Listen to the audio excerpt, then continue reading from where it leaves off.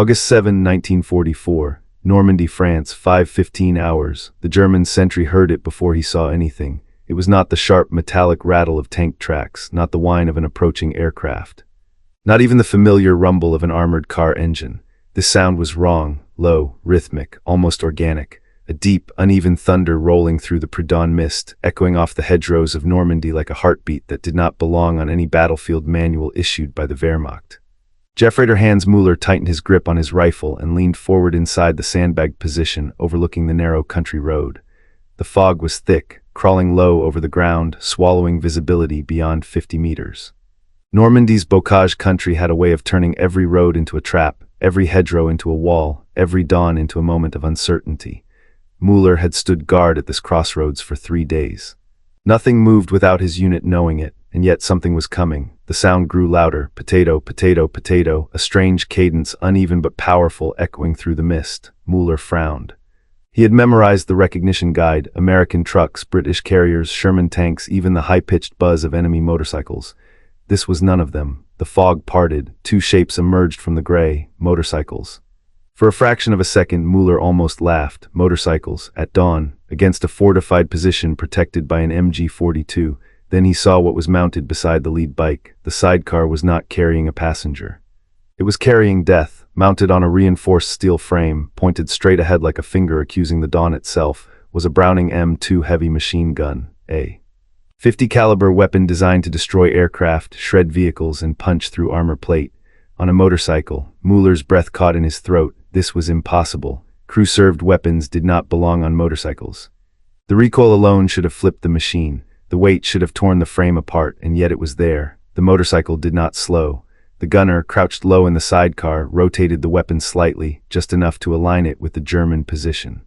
There was no warning shot, no shouted command, only thunder. The .50 caliber opened fire. The sound was apocalyptic, not the sharp, frantic buzz of the MG-42, but a deep, chest-punching roar, boom, boom, boom, each shot launching a half-inch slug of metal downrange at nearly 3,000 feet per second. The sandbags exploded, not tore, not collapsed. They exploded into clouds of dirt and canvas, shredded as if struck by a sledgehammer moving faster than sound. Wooden support beams disintegrated into splinters. The heavy MG-42, which had dominated this crossroads for 3 days, vanished in a storm of dust and twisted steel. Men screamed. Müller was thrown backward as concussion slammed into his chest, knocking the air from his lungs. His ears rang, overwhelmed by the thunderous roar that filled the world. The earth itself seemed to shake beneath him. 5 seconds, that was all it took. 5 seconds of sustained fire. The motorcycles did not stop. They did not slow. As the lead bike blasted through the kill zone, the second motorcycle flanked wide, its gunner pouring fire from a different angle. Any illusion of cover vanished instantly. Tracer rounds carved glowing arcs through the fog, red streaks cutting across the morning like the devil himself was drawing lines in the air. Then, silence. The firing stopped. The motorcycles accelerated. In seconds, they were gone, vanishing behind the next hedgerow at speeds exceeding 60 miles per hour, leaving behind a crossroads that no longer existed as a fighting position. The entire engagement had lasted 11 seconds. Müller lay in the dirt, stunned, his helmet missing, his hands shaking uncontrollably. He tasted blood and earth. Slowly, painfully, he lifted his head. The position was annihilated. Men who had been alive moments earlier were now motionless. Equipment that had taken days to emplace lay in fragments. Smoke drifted lazily upward as if mocking the suddenness of it all. Müller reached for his field radio. His fingers trembled. What could he say? That American reconnaissance units had mounted heavy machine guns on motorcycles. That 2 men on a civilian-looking vehicle had delivered the firepower of a light armored car and vanished before retaliation was possible. He hesitated. Then he spoke. Within minutes, similar reports flooded German command posts across Normandy.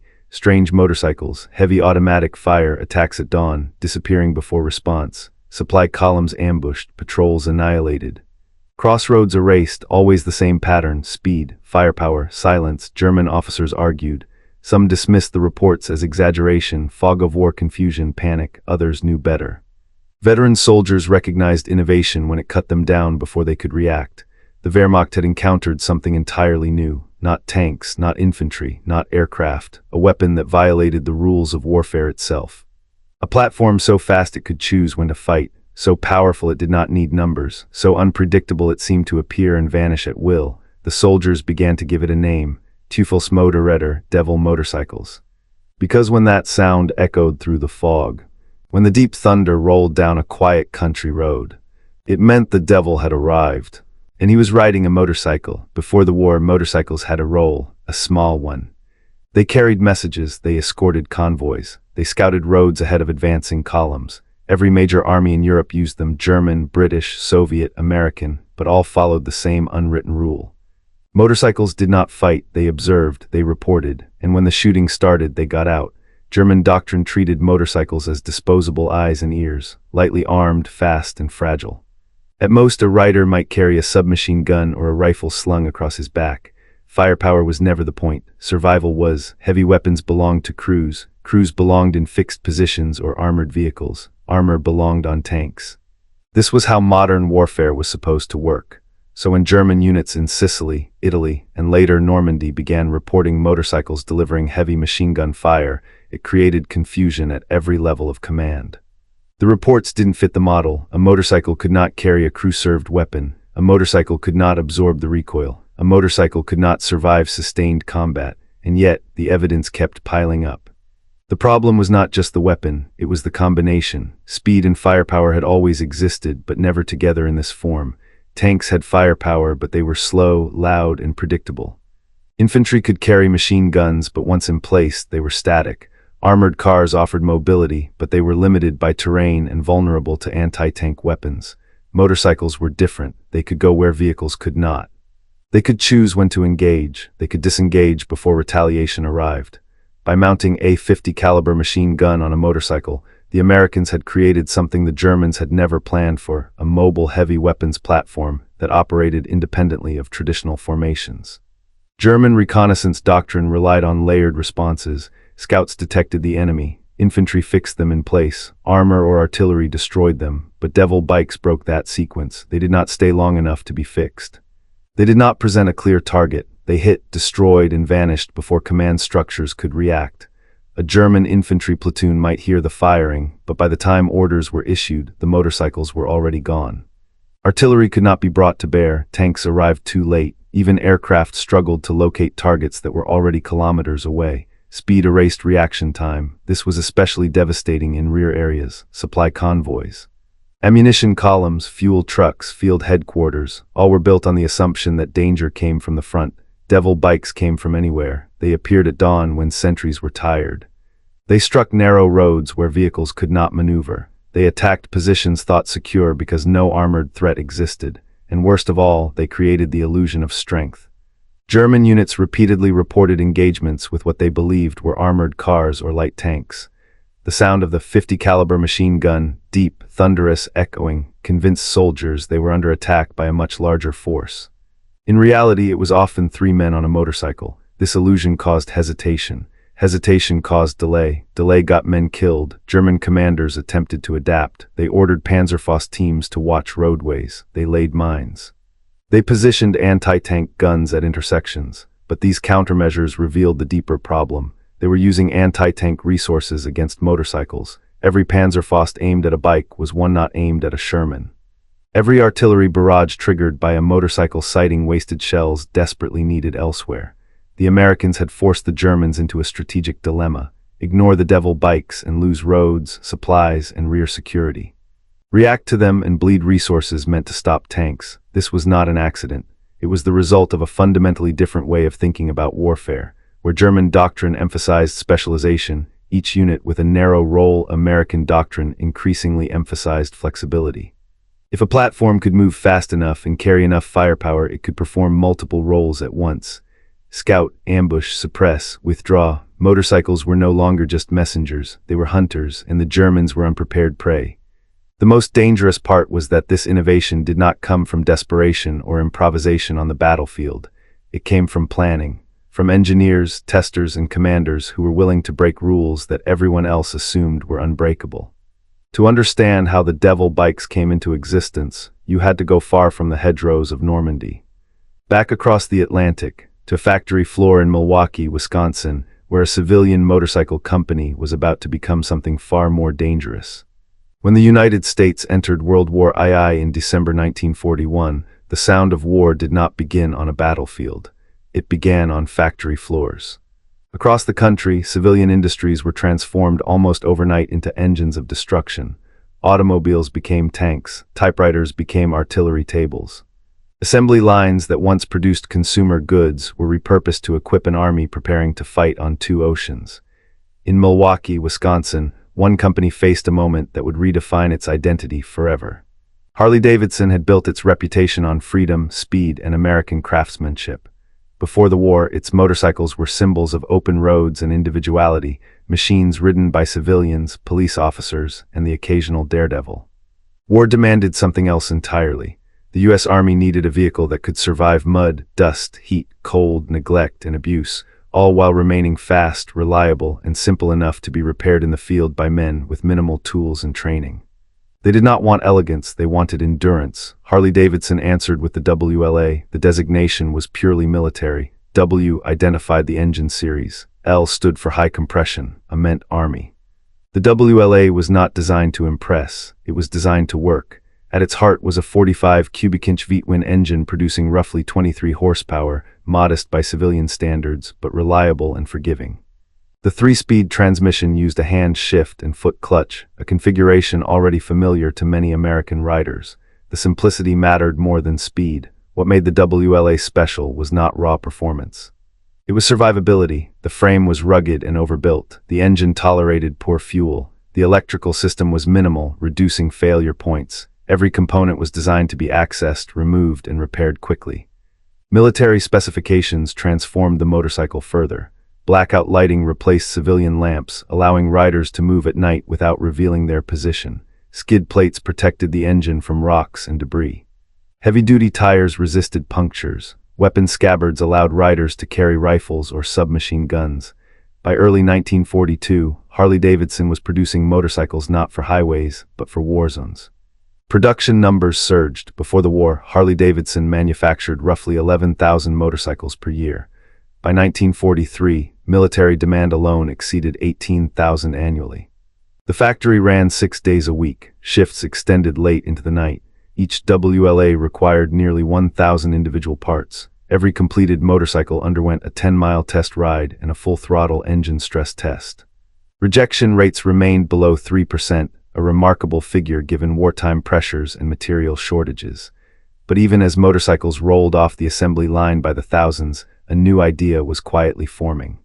An idea that went beyond reconnaissance, an idea that would push the WLA far beyond anything its designers had originally imagined. At Aberdeen Proving Ground, Maryland, the U.S. Army's primary testing facility, engineers were studying battlefield reports from North Africa and the Pacific.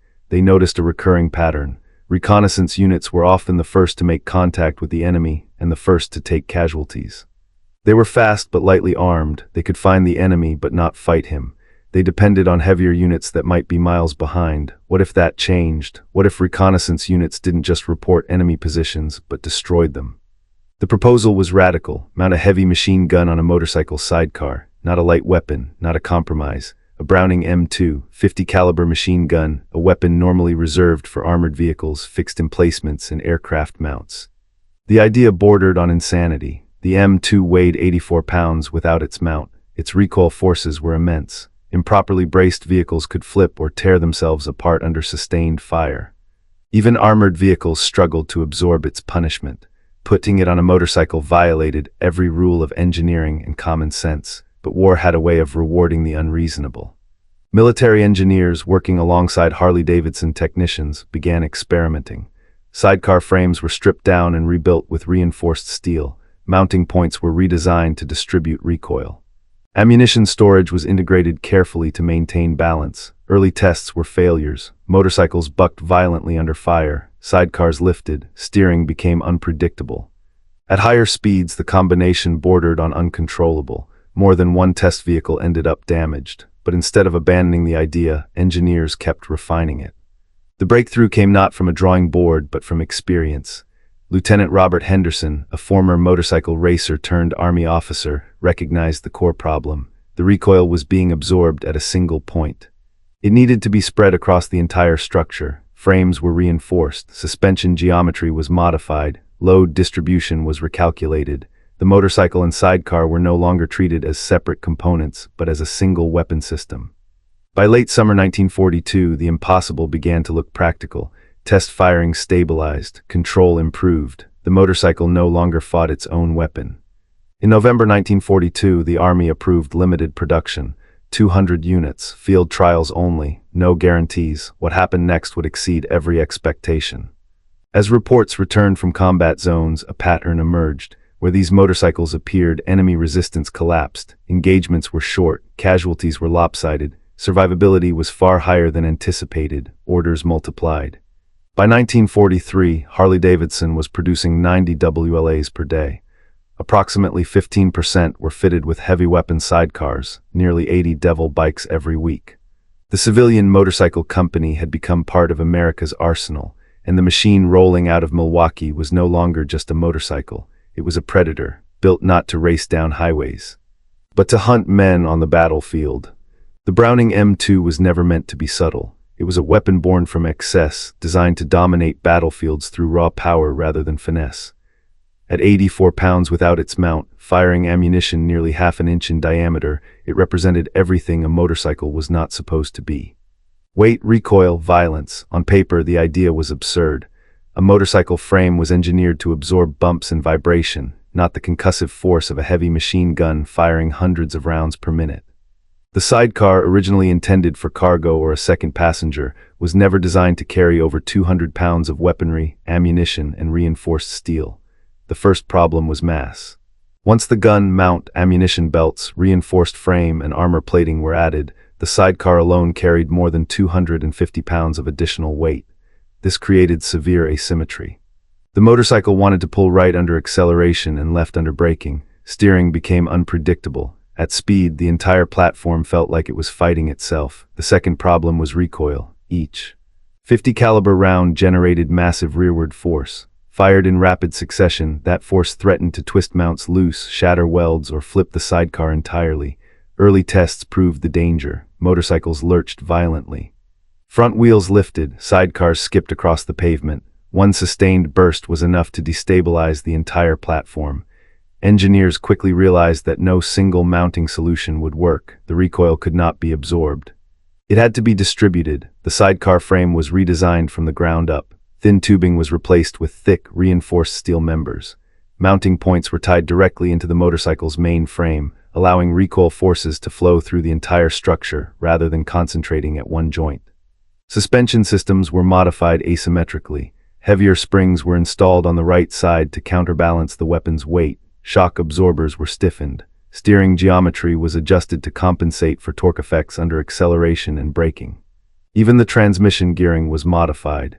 Engineers sacrificed some top-end speed to gain torque at lower RPMs, ensuring the motorcycle could accelerate cleanly despite the additional mass. This allowed Devil bikes to launch hard, break contact quickly, and escape before enemy fire could be effectively returned. Ammunition storage posed another challenge. The Browning M2 consumed ammunition rapidly. A standard combat load of 200 rounds weighed nearly 50 pounds. These belts had to be accessible to the loader, protected from damage, and positioned to avoid further destabilizing the platform. The solution was layered storage inside the sidecar, with belts secured low and close to the center of mass. Every inch of placement was calculated. Even small misalignments could turn high-speed maneuvering into disaster. Testing was relentless. Every prototype underwent full-throttle runs, sharp turns, emergency braking, and sustained firing tests. Engineers deliberately fired the weapon while cornering, while accelerating, and while crossing uneven terrain. Failures were documented, frames cracked, mounts warped, components were redesigned and tested again. Gradually, the platform began to behave as intended. The moment of truth came when testers pushed the motorcycle past 30 miles per hour while firing sustained bursts. Then 40, then 50, the motorcycle held, the sidecar stayed planted, the gun remained controllable. By late 1942, the Devil bike could fire sustained bursts while traveling at highway speeds without flipping, losing steering. The Devil bike was not operated by a rider, it was operated by a team. 3 men bound together by speed, timing, and trust, each role critical, each mistake potentially fatal. This was not cavalry, this was not infantry. This was a new species of combat unit. At the front sat the driver. His job was survival. He controlled a motorcycle burdened with hundreds of pounds of additional weight, racing across broken roads, cratered fields, and narrow lanes bordered by stone walls and hedgerows. His eyes never stopped moving. He read terrain the way sailors read waves. Throttle control mattered more than bravery. Braking too late could flip the bike. Turning too hard could send all three men into a ditch. While the gunner fired, the driver kept the platform stable, absorbing recoil through precise steering corrections, leaning just enough to counterbalance the weapon's violence. At full speed, he guided the devil bike like a missile skimming inches above chaos. In the sidecar sat the gunner. He was the devil's voice. Operating the Browning M2 demanded strength, discipline, and restraint. This was not a spray-and-pray weapon. Each burst was deliberate, calculated, devastating. The gunner scanned constantly. Enemy muzzle flashes, movement behind hedgerows, the faint glint of metal on a road ahead. When the moment came, he did not hesitate. He fired in short, controlled bursts, 30 to 50 rounds at a time, long enough to obliterate a position, short enough to preserve ammunition and stability. Tracer rounds stitched glowing lines through the air, marking impact points and spreading fear faster than fragmentation. Behind the driver rode the third man, the loader and spotter. Often overlooked, his role was essential. He fed ammunition belts into the gun, keeping them from tangling or jamming. He watched the rear, guarding against ambush. He communicated, tapping the driver's shoulder, shouting over engine noise, signaling threats the others could not see. In combat, seconds mattered. A delayed reload could mean death. A missed warning could mean encirclement.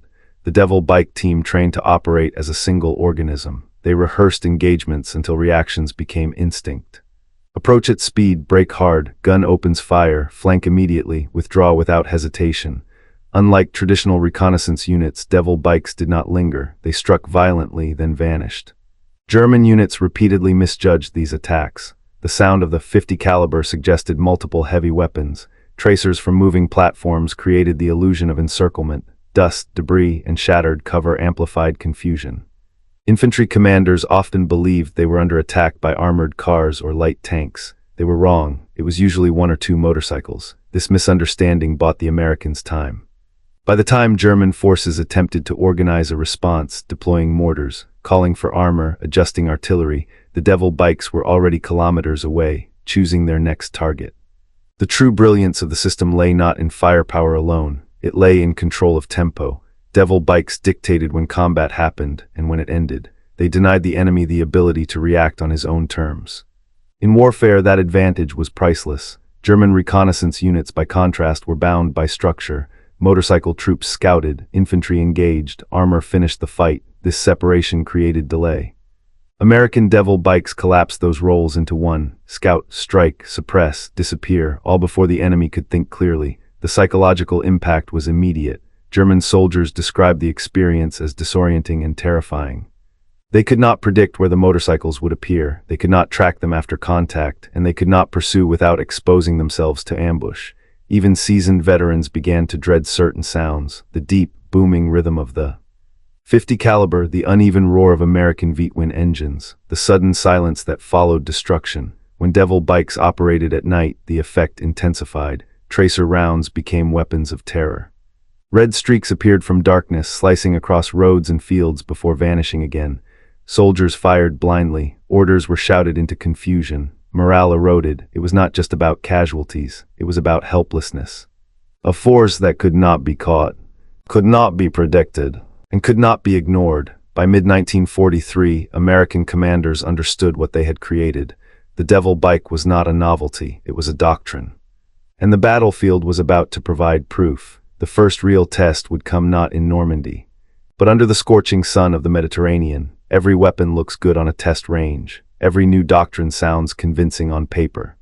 War is where ideas are either proven or buried. For the Devil Bikes, that test came in July 1943, under the brutal Mediterranean sun, during the Allied invasion of Sicily. Operation Husky was the first large-scale Allied assault against Fortress Europe. Amphibious landings, airborne drops, and rapid advances inland placed enormous pressure on reconnaissance units. Roads were narrow, terrain was unforgiving. German and Italian forces relied heavily on roadblocks, ambushes, and delaying actions to slow the Allied advance. It was the kind of environment where traditional reconnaissance struggled, and the perfect place to unleash something new. On July 10, 1943, elements of the U.S. 45th Infantry Division landed near Scaglietti. Among them was a small reconnaissance troop equipped with 6 Harley-Davidson motorcycles, 3 of them mounting sidecar-mounted. 50 caliber machine guns. Their mission was simple: scout ahead, identify resistance, report back. What happened next rewrote the rules. 2 days later, outside the town of Vittoria, Staff Sergeant Michael O'Brien encountered a German roadblock. The position was well prepared: 2 MG-42 machine gun nests covering the road, a 20mm anti-aircraft gun positioned for direct fire, and roughly 20 infantrymen from the 15th Panzer Grenadier Division. Standard doctrine was clear: do not engage, withdraw, call for support. O'Brien ignored it. He accelerated.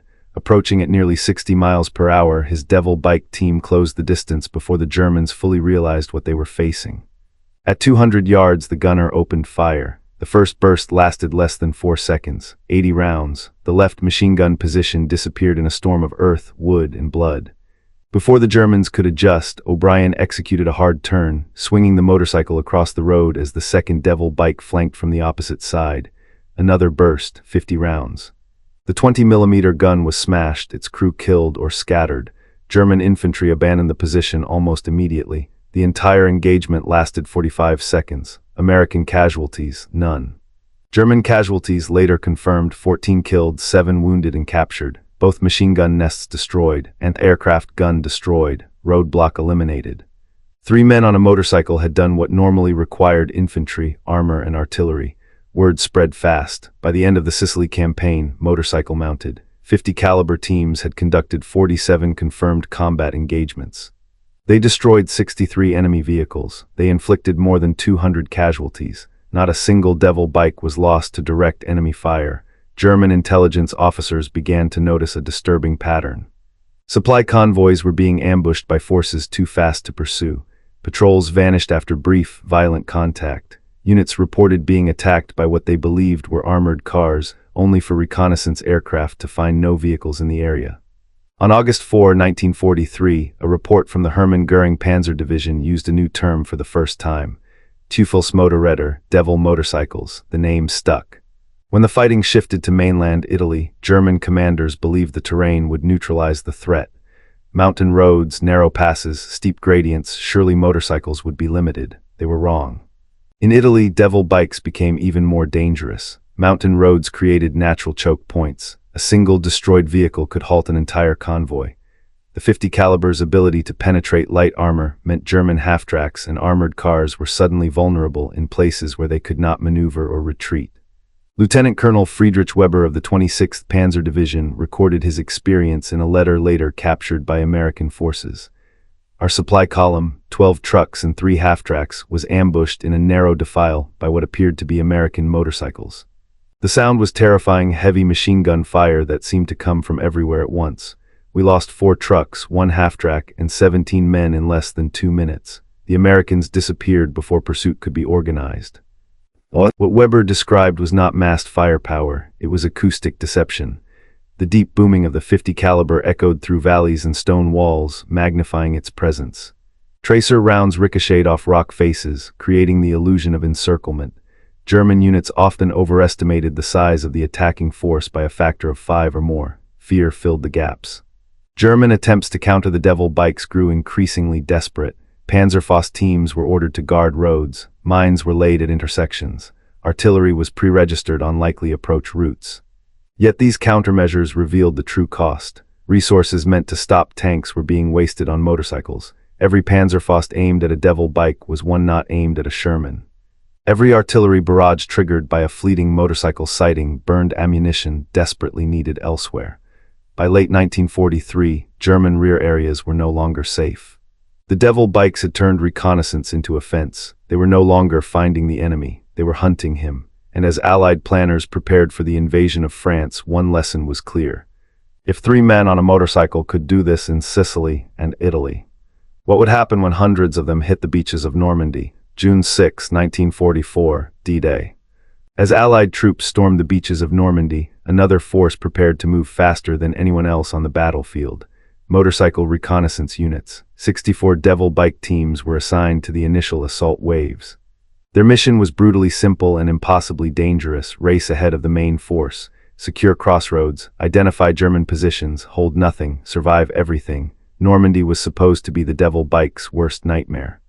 The bocage, ancient hedgerows built atop thick earthen walls, turned open farmland into a maze of green fortresses. Narrow lanes twisted between fields like trenches. Visibility was limited. Ambush was everywhere. German defenders believed this terrain favored them completely. They were wrong.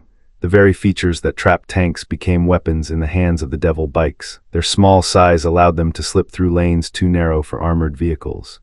Their speed let them break contact before ambushes fully developed, and their firepower turned hedgerows from protection into death traps. German machine gun crews quickly learned a terrible lesson. Earth did not stop a .50 caliber round. At distances under 100 yards, sustained fire punched through 3 feet of packed soil, roots, and stone. Positions thought invulnerable were simply erased. Crews died without ever seeing their attacker. Sergeant William McCarthy of the 4th Cavalry Reconnaissance Squadron described one such encounter. June 14. We were probing towards St. Lo when a German gun opened up from a hedgerow maybe 80 yards ahead.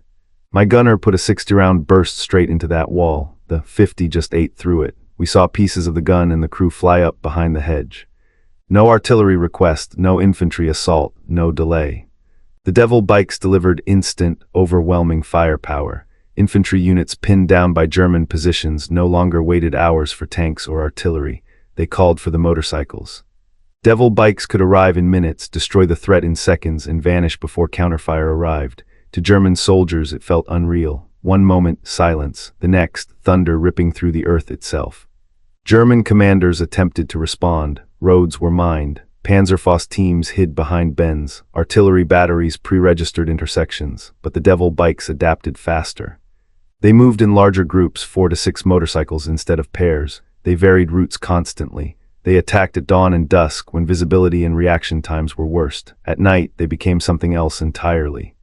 Tracer rounds cut glowing rivers through darkness. Sound echoed unpredictably off hedgerows and stone villages. German soldiers fired wildly at phantoms, convinced they were being attacked from all directions. Morale began to crack. Reports from German units repeatedly used the same language: unpredictable, impossible to counter, appears without warning.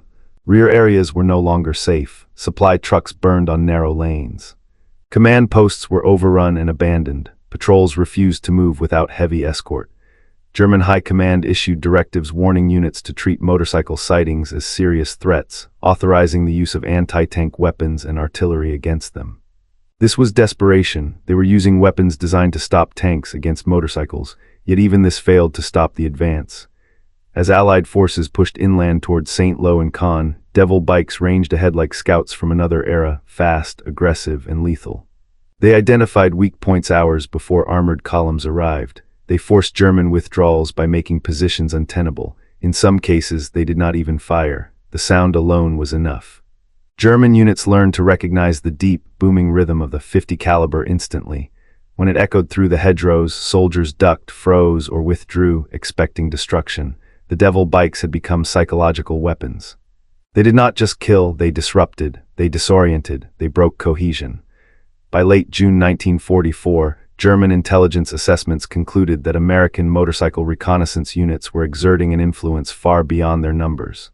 3 men on a motorcycle were shaping the battlefield, but Normandy was only the beginning.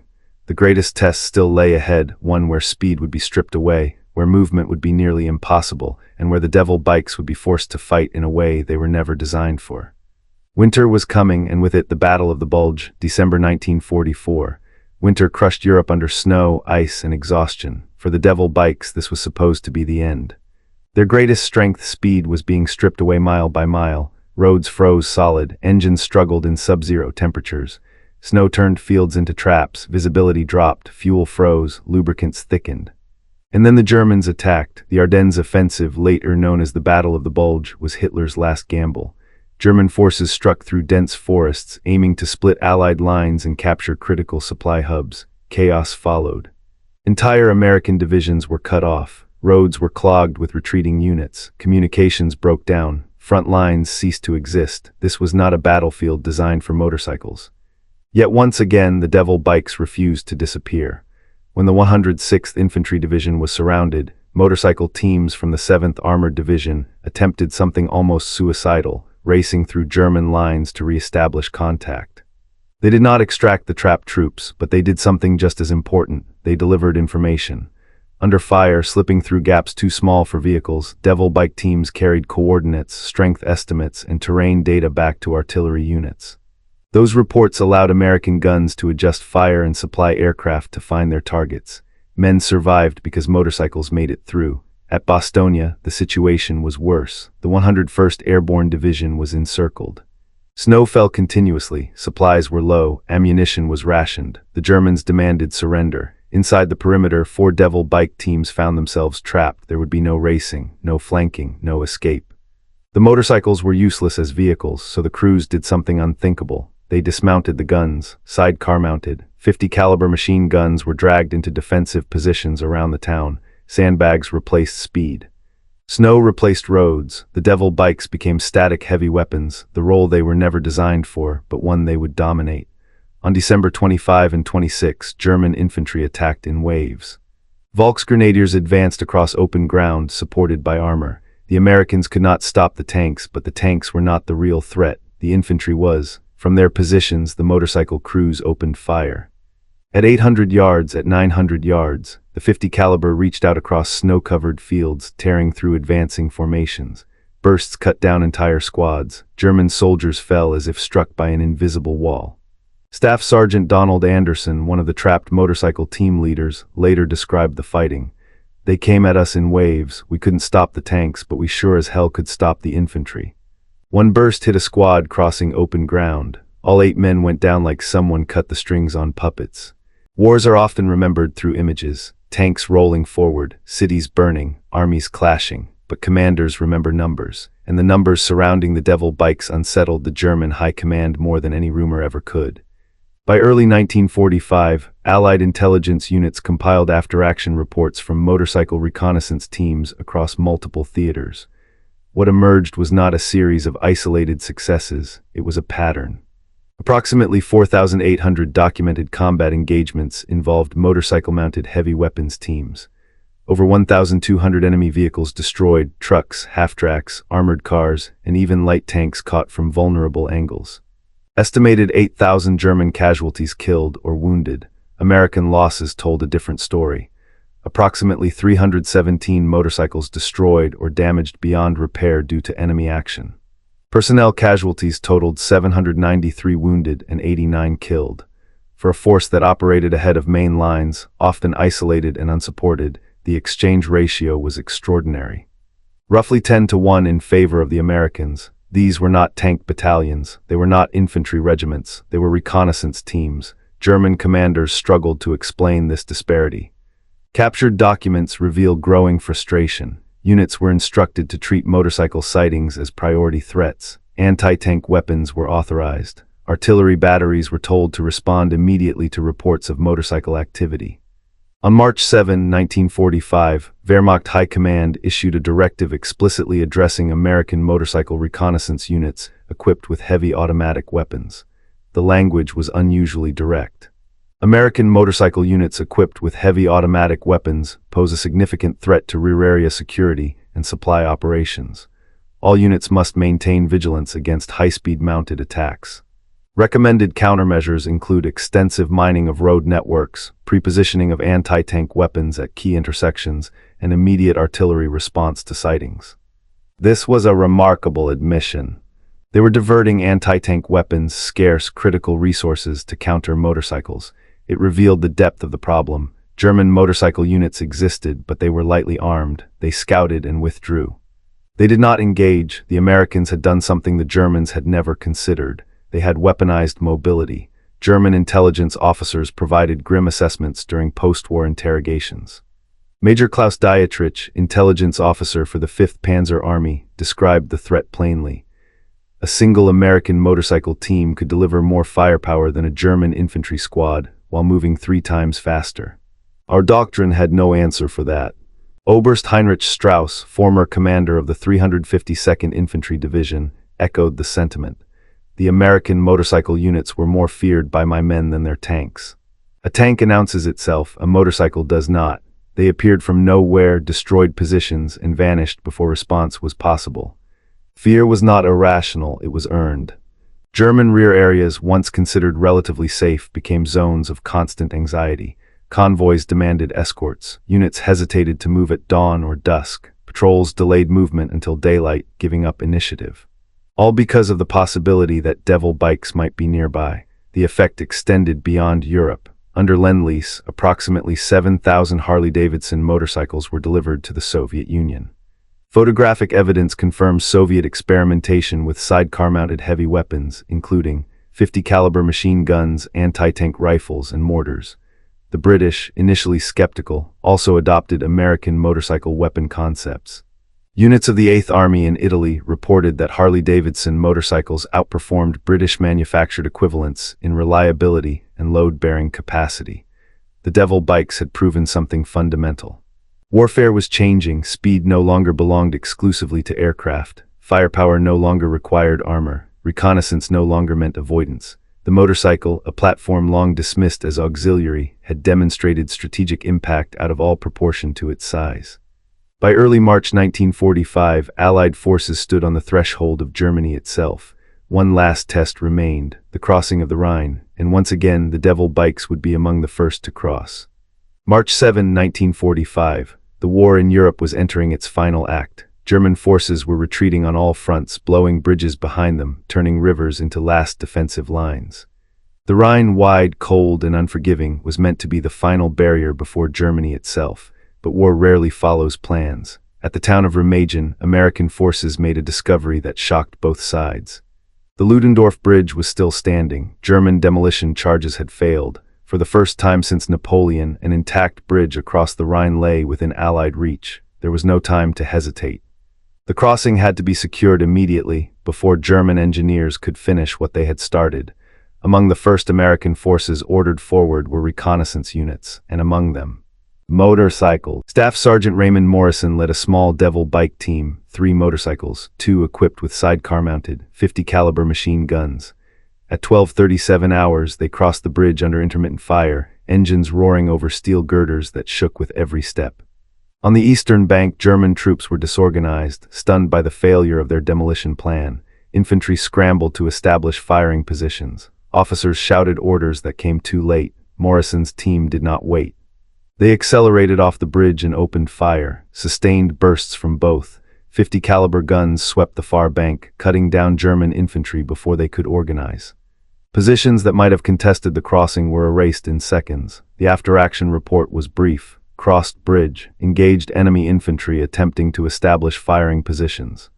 Sustained fire approximately 150 rounds, enemy scattered. Secured perimeter 300 yards from bridge, no American casualties. 3 motorcycles, 3 men each. They had secured a bridgehead that would allow thousands of American troops, tanks, and vehicles to pour into Germany. It was the final, perfect expression of the devil bike's purpose: speed, firepower, decisive action. By the time Germany surrendered in May 1945, the statistics told a story few civilians ever learned. Motorcycle-mounted weapons teams had participated in nearly 5,000 combat engagements. They destroyed over 1,200 enemy vehicles. They inflicted thousands of casualties while operating ahead of main forces, often isolated, often unsupported. They were never meant to dominate battlefields, yet they did. After the war, Allied intelligence officers interviewed captured Wehrmacht commanders. Again and again, the same theme emerged: fear, not of tanks, not of aircraft, but of motorcycles. One German officer described it best. A tank announces itself, you hear it coming, you prepare. The American motorcycles did not announce themselves. They appeared, destroyed, and vanished. My soldiers called them ghost hunters. And yet, like many wartime innovations, the devil bikes vanished almost as quickly as they appeared. Peace demanded different priorities. Armies standardized, budgets shrank, doctrine hardened. Motorcycles returned to scouting and dispatch roles. Heavy weapons migrated back to armored platforms where logistics and training were simpler. The devil bikes became footnotes, photographs in archives, lines in after-action reports. Stories passed quietly among veterans, but for a brief, violent moment in history, the rules were broken. A civilian machine became a predator, speed became a weapon, mobility became dominance.